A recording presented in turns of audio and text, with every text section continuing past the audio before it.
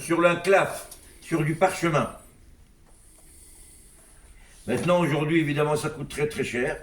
C'est pour ça, on a pris l'habitude de lire, non pas sur l'Haftara, mais sur un texte. Mais il y en a encore des gens, des Ashkénazes, qui ont l'habitude de lire la Haftara qui correspond. Alors évidemment, c'est pas n'importe quel texte.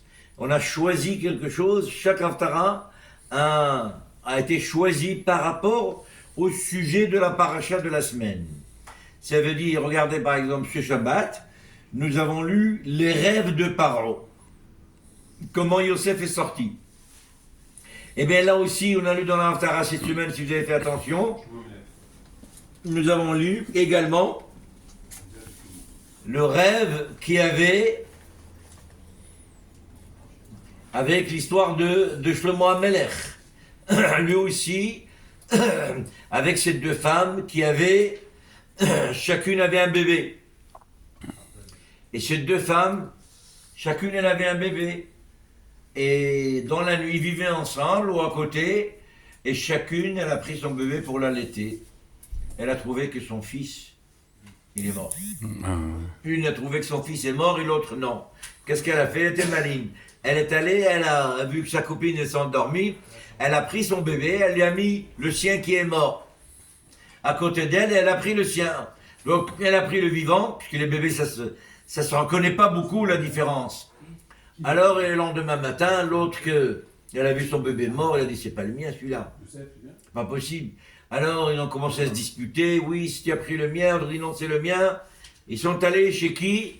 Chez le roi qui avait à cette époque, c'était le roi Salomon. Shlomo HaMelech. Qu'est-ce qu'il leur a dit le roi Salomon? Ben écoutez, vous vous disputez, chacune elle dit que c'est à elle. Qu'est-ce qu'il faut faire? On va le couper en deux. Alors, celle qui est la vraie maman, elle a dit non, coupe pas, donnez-lui à elle, le bébé. Et l'autre, elle a dit, ah non, non, ni toi ni moi. On va voir le bébé. Et Shlomo HaMelech a décidé, non, non, il faut le donner à celle qui a dit, donne-lui à l'autre, c'est elle la vraie maman. Parce qu'une vraie maman, elle ne peut pas voir son fils coupé en deux. Et donc on parlait également des rêves dans ce sujet-là, dans le passage qu'on a lu hier. Alors c'est en rapport, donc c'est pour ça que la Haftara, elle est lue de cette façon, où il y a au moins, normalement, 21 versets. Pourquoi 21 versets, on l'a dit tout à l'heure? Ça correspond aux 7 montées de personnes qu'il y avait à cette époque. Alors évidemment, les gens ne le savent pas.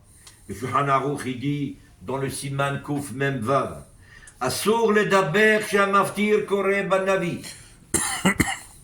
Il est interdit de parler, de s'interrompre. Quand le maftir, il lit dans le Navi, comme dans le Sefer Torah. Et on doit le lire à voix haute, et on doit le suivre tranquillement. Tout le monde doit entendre ce que le maftir il dit. On doit le laisser évidemment lire, puisque c'est lui qui a acheté ou qu'on lui a donné cet honneur-là. Alors on a l'habitude que ce passage-là, on le donne pour élever la neshama de quelqu'un qui est niftar.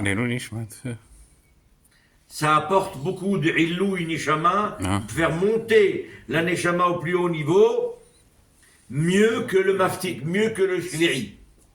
Mieux que la 7e montée. La condition qu'on sache bien lire la Haftara.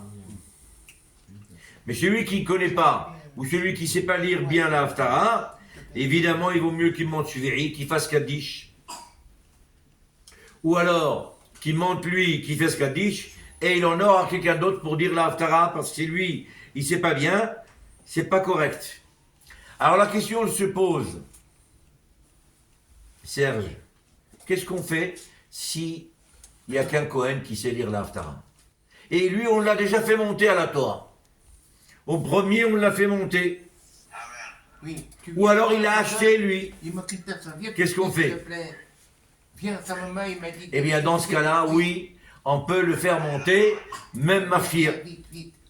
Il est tard. De même pour un Parce Lévi, qu'il y a la petite Mila à 10 heures. ou alors un autre Israël, qui est déjà monté. Parce qu'il faut savoir bien lire, il faut correct. Et évidemment, on doit faire les brachot de l'Aftara avant, et on doit répondre Amen, et on doit faire la brachot d'après, en sanctifiant le Shabbat, puisque sa clôture par Baruch Ata Hashem Mekadesh HaShabbat. Regarde s'il y a quelqu'un dehors dans la rue là. Non. Arrêtez-le. Arrêtez.